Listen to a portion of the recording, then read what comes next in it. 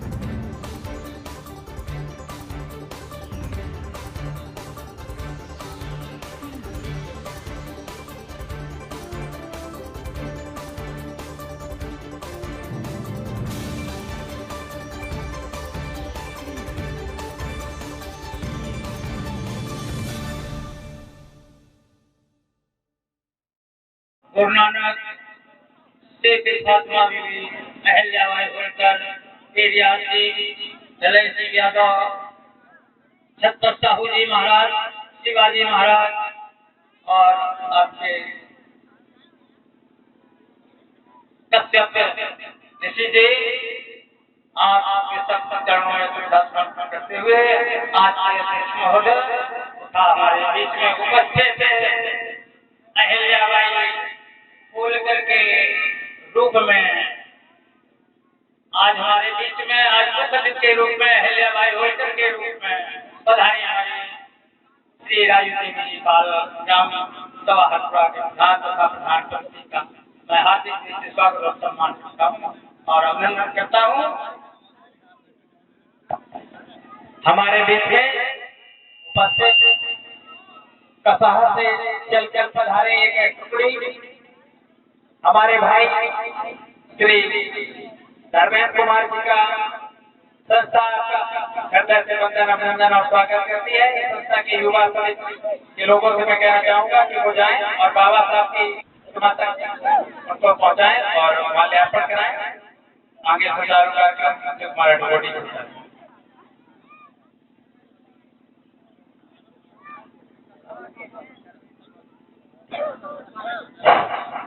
प्यारे मित्रों,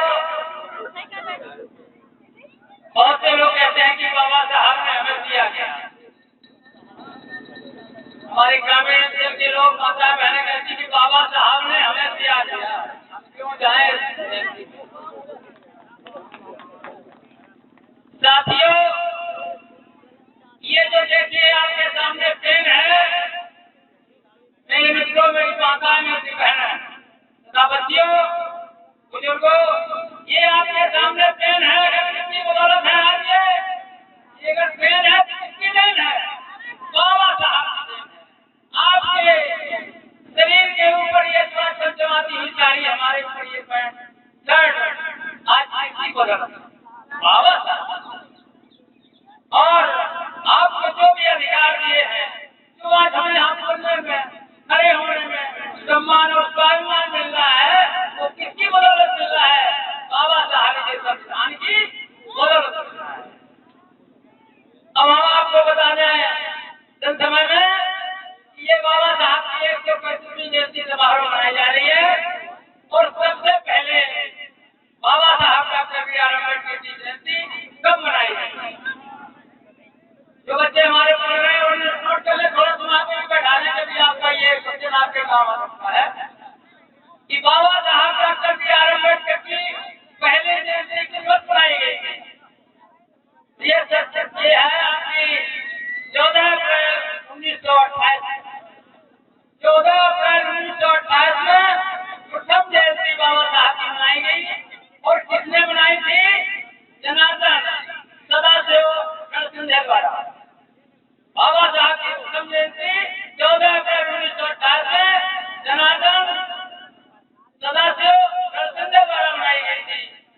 और आपके जो आज का राष्ट्रीय अवकाश घोषित किया गया, ये बहन जी की बहुत ही प्रयास के बाद जिन्होंने 27 मार्च 25 को राष्ट्रपति महोदय प्रधानमंत्री को बाबा साहब डॉक्टर बी.आर. अम्बेडकर की जयंती के लिए राष्ट्रीय अवकाश घोषित के लिए लेटर लिखा था, जिस पर राष्ट्रपति द्वारा 2 अप्रैल 2025 को राष्ट्रीय अवकाश घोषित किया गया। और एक बात बता दें कि विश्व की सबसे ऊंची प्रतिमा बाबा साहब की, विश्व की सबसे ऊंची प्रतिमा बाबा साहब की 450 फीट ऊंची, जो है 3 देश बनवा रहा है। भारत में नहीं कोई बनवा रहा है, 3 देश बनवा रहा है। विश्व की सबसे ऊंची प्रतिमा 450 फीट ऊंची है और जिसको मिस्त्री बना रहे हैं नोएडा के राम कुमार जी बना रहे हैं। और जो आपके महाराष्ट्र में ये प्रतिमा जो विश्व की सबसे ऊंची प्रतिमा बन गई है, वो आपकी कहाँ लगेगी? दादर महाराष्ट्र। और कहाँ लगेगी? जाने हिंदू में, हिंदू में ये प्रतिमा लगेगी 450 फीट ऊंची है। और इसका उद्घाटन अक्टूबर में होगा। ये जो प्रतिमा लग रही है, इसका उद्घाटन अक्टूबर में होगा। और आपके भारत में सबसे ऊंची प्रतिमा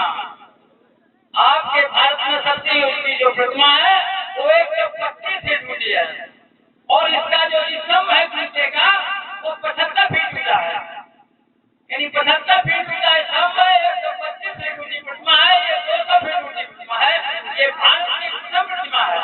और कौन किस प्रदेश में बनवाई है? ये तेलंगाना देश है। तेलंगाना आपका जो प्रदेश है भारत में, उसने बनवाई है। और कितनी जमीन इसमें दी है? 37 एकड़। इसमें 37 एकड़ जमीन दी है कुंभ में। और ये दोनों मूर्तियां जो बनी है वो कामेश्वर में। राम समाज जो मिस्त्री जी हैं, वो सिटी नंबर 1 की मूर्ति बनवा रहे हैं, जो 3 बनवा रहा है। और तेलंगाना जो प्रदेश बनवा रहा है, वो उनके लड़के अनिल कुमार बनवा रहे हैं। तो अभी आपके बीच में हमारे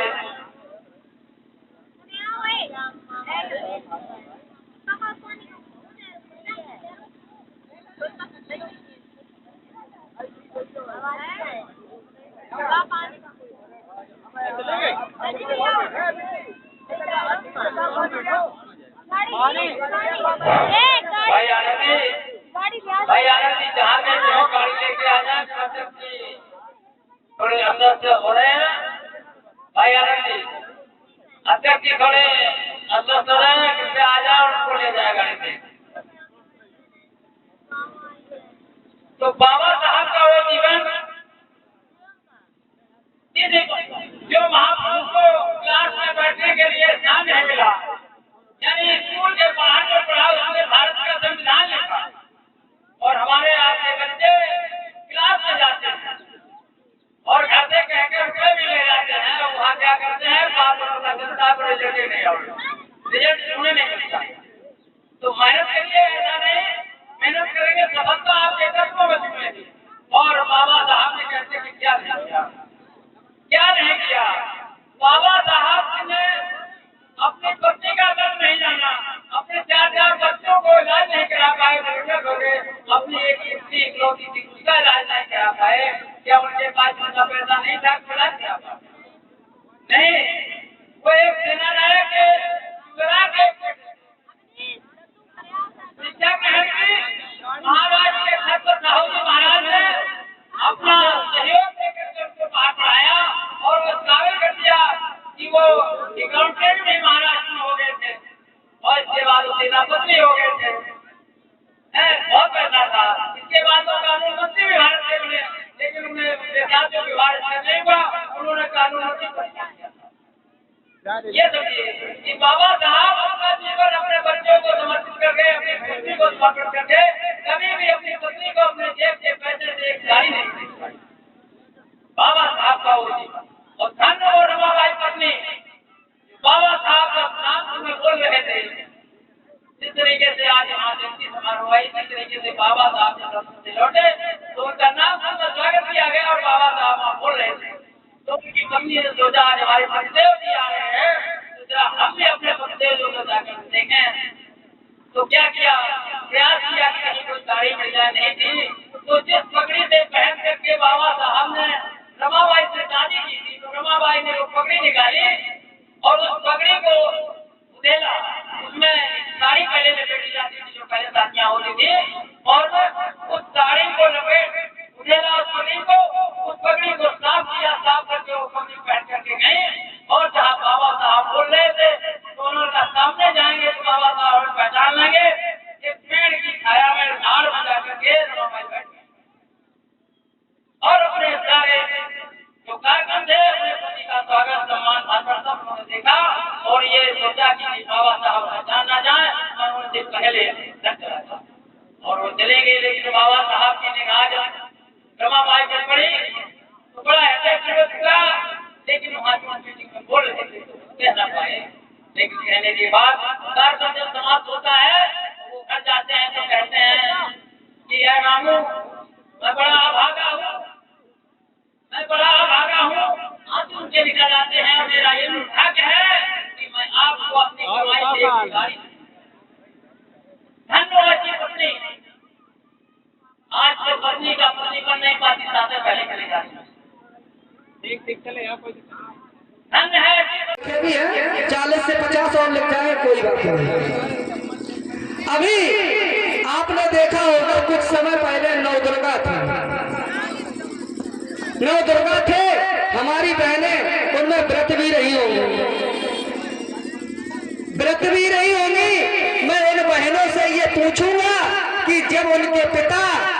के लिए जाते हैं तो क्या लड़का वाला आपके पिता से ये पूछता है कि आपकी बेटी व्रत कितने रहे?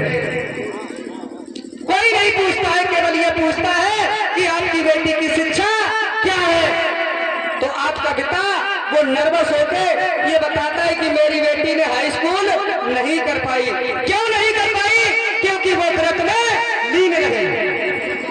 उसके माता पिता ने 9 दिन जब लड़की व्रत रही तो 9 दिन उस बेटी के लिए खाने पीने की व्यवस्था की, स्कूल की फीस नहीं भर पाई, और जब फीस नहीं भर पाई तो वो लड़की नहीं पढ़ पाई। दूसरा, मैं एक बात और बोल दूं आप लोगों से कि कुछ हमारी बहनें एक सप्ताह में दिन आता है सोमवार, और सोमवार पर किस देवता पर जल चढ़ता है? कोई बताएगा किस देवता पर चढ़ता है? शंकर जी पे। मैं उन बहनों से ये पूछना चाहूंगा, मैं नहीं बोल रहा हूं, सुना होगा आपने कि शंकर जी के अंदर खूबियां क्या क्या है, ये बता दो। शंकर जी के लक्षण क्या है, ये बता दो हमें। भाई मैं नहीं बोल रहा हूं, लिखा है, मैं वो बोल रहा हूं कि शंकर जी शराबी है या नहीं है? शंकर जी भांग पीते हैं या नहीं पीते हैं? शंकर जी के गले में सर्पों की माला है या नहीं है? मैं उन बहनों से ये चाहता हूं कि आपको शराबी पर चाहिए या पैंट सेट वाला चाहिए या बगेड़ी चाहिए? मैं सिर्फ इतना जानना चाहता हूं आप लोगों से कि आपको, जैसे हमारा परम पूज्य बाबा साहब ये मसीहा हमारा खड़ा है, आपको ऐसा बल चाहिए कि आधी लंगोटी वाला चाहिए? मैं पूछना चाहूंगा, आप लोग बताओ। और एक कहावत यह भी कही गई है कि जिसकी जैसी संगत उस पर वैसे ही असर रहेगा। जब तुम बंगेड़ी के पास जाओगी, नशेड़ी के पास जाओगी, तो आपको सद्बुद्धि आएगी क्या? जैसी संगत होगी ऐसा ही फल मिलेगा। अगर आपको कोट पैंट वाला पर चाहिए, कोट पैंट वाला दूल्हा चाहिए, तो हमारे बाबा साहब की शरण में आइए, आपको कोट पैंट वाला दूल्हा मिलेगा। और मैं ये दावे के साथ कहता हूँ, और एक प्रमाण हमारे पास, जिन बहनों ने यहाँ पे बैठी भी होंगी, जिन बहनों ने शंकर जी पे जल चढ़ा के अगर बर पाया होगा, 90% में लिख के दे दूं उनका पति शराबी होगा। मैं लिख के दे दूं, इतिहास है मेरे पास, ये साक्ष्य प्रमाण है, मैं इस बात का दावे के साथ कहता हूं। दूसरी बात कि जिस समय हमारा भारतीय संविधान नहीं था, भारतीय संविधान नहीं था, तो हमें आपको पानी चढ़ाने का अधिकार नहीं था, हमें आपको मंदिर में घुसने का अधिकार नहीं था। अब ये जो पानी लेके जाती हो तुम मंदिर पे लोटा भर के, ये परम पूज्य बाबा साहब की देन है। तो हम नहीं, वो जो देवता पानी पीता है, जिसे तुम 9 दिन जल चढ़ाती हो, शंकर जी को चढ़ाती हो, सोमवार को चढ़ाती हो, वो देवता भी हमारे परम पूज्य बाबा साहब का ऋणी है। उसे भी बाबा साहब की जो है ऋण चुकाना होगा, उस देवता को भी मैं दावे के साथ कहता हूं। क्यों नहीं? जब हमें आपको मंदिर में नहीं घुसने दिया, तो ये देवता निकल के क्यों नहीं आया कि नहीं भाई, हमारे सूत्र भी हैं, इन्हें भी बराबर पढ़ने का अधिकार है, इन्हें भी अच्छे कपड़े पहनने का अधिकार है, इन्हें भी आपके साथ बराबर बैठने का अधिकार है, क्यों नहीं? मेरे भारत के लोगों, हम प्राण से कहते हैं कि उनसे बेहतर तो हमारे पेरियार, हमारे फूले, हमारे सावित्री बाई, हमारे लड़ाई, हमारे बाबा साहब हैं, जिन्होंने हमारे हाथ में कुर्सी और खुरपी और फावड़ा छुड़ाकर कलम और किताब बना दी। आज मैं कलम और किताब। लेकिन मैं यहीं पे और एक बात कहना चाहूंगा, जैसे अभी कुछ वक्ता अगर बोल के गए हैं, उन्होंने बहुत बड़ी विडंबना है कि वही कलम और किताब हमारे आप से छुड़ाई जा रही है, छुड़ाई जा रही है। त्रिशूल, तलवार, हिंदू के नाम पे और मुस्लिम के नाम पे हमें आपको लड़ाया जा रहा है। ये हिंदू मुस्लिम एक करने वाले, ये हिंदू खतरे में बताने वाले कोई और नहीं है। ये वही है मैं आपसे पूछ रहा हूं कि बताइए ये किसने लिखा था? बेलगमार शूद्र मसनारी सकल ताड़ना के अधिकारी, ये किसने लिखा था कि कोई भी शूद्र अगर रास्ते से निकलता है तो उसे सर झुका के चलना होगा? ये किसने लिखा था कि शूद्र पढ़ नहीं सकता है? ये किसने लिखा था कि अगर कोई भी शूद्र धार्मिक वचन सुनता हुआ, कथा भागवत सुनते हुआ राम नाम जो है जपता हुआ मिल जाए तो उसकी जिह्वा काट ली जाए? अगर किसी भी गाना सुन रहा हो तो उसके कानों में रांगा डाल दिया जाए? किसने कहा था? वो कौन था जो माता सावित्रीबाई फुले और ज्योतिबा फुले को जब उन्होंने शिक्षा की अलग जगाने के लिए प्रण किया था तो उन्हें बाधित करने वाला कौन था? उनके ऊपर कीचड़ फूकने वाला कौन था? वो कोई मुसलमान था क्या? वो कौन था जो परम पूज्य बाबा साहब को क्लास से बाहर बैठने के लिए मजबूर करता था? वो कौन था? आज हमारे आपके अधिकारों को खाया जा रहा है, वो कौन था? हम आप लोगों से पूछना चाह रहे कि आपने देखा होगा कि कुछ समय से हमारे आपके बीच में बच्चों की भर्तियां नहीं आ रही। बीटीसी बीएड करके, टेट सी टेट करके हमारी आपकी भाई बहनें सब बैठे हुए हैं घरों में। ये कौन है? मैं आप लोगों से पूछता हूं, जिस देश का प्रधानमंत्री हिंदू हो, जिस देश का राष्ट्रपति हिंदू हो, जिस प्रदेश का मुख्यमंत्री हिंदू हो, बताइए जहां का राजा अगर शासक हिंदू होगा वहां का हिंदू खतरे में कैसे हो सकता है? मैं आप लोगों से पूछना चाहूंगा, लेकिन नहीं, मैं ये आप लोगों से कहता हूं, ये जो त्रिशूल और तलवार पकड़ाने वाले लोग हैं, ये हमारे आपको अधिकारों का हनन करने वाले लोग हैं। हमें अगर बनाना है, हमें अगर शासक बनाना है, हमें अगर राजा बनाना है तो हमें तर्कवादी राजा बनाना है, हमें शासक बनाना है तो तर्कवादी शासक बनाना है, हमें अम्बेडकर के विचारों का शासक बनाना है, हमें फूले के विचारों का शासक बनाना है, हमें पेरियार के विचारों का शासक बनाना है, हमें मनवर साहब के विचारों का शासक बनाना है। हमें उन विचारों में नहीं, त्रिशूल और तलवार वाले विचारों को हमें शासक नहीं बनाना है। हमारे संगठन, मैं भारतीय संविधान बौद्ध सुरक्षा संगठन से राष्ट्रीय अध्यक्ष हमारे संस्थापक अशोक कुमार यादव जी संस्था के साथ। हर खबर का अपडेट पाने के लिए बने रहिए न्यूज़ 24 फास्ट एक्सप्रेस के साथ।